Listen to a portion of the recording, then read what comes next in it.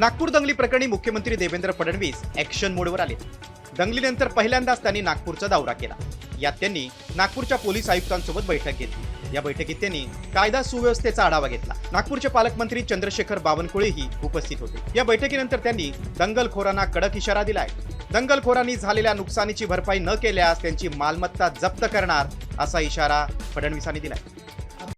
Comscore नुसार आता isakal.com आहे देशातील नंबर 1 ची मराठी न्यूज वेबसाईट। प्रत्येक अपडेटसाठी isakal.com ला नक्की भेट द्या। आता जे काही नुकसान झालेलं आहे हे सगळं नुकसान दंगेखोरांकडून वसूल करण्यात येईल।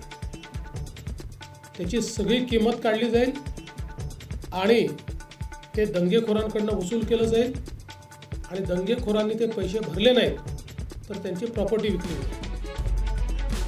वेळ आली तर दंगेखोरांवर बुलडोझरही चालवण्यात येईल असं सांगायलाही ते विसरले नाही। त्यामुळे आता लवकरच दंगेखोरांवर कारवाईचा दुसरा अंक सुरू होण्याची शक्यता आहे।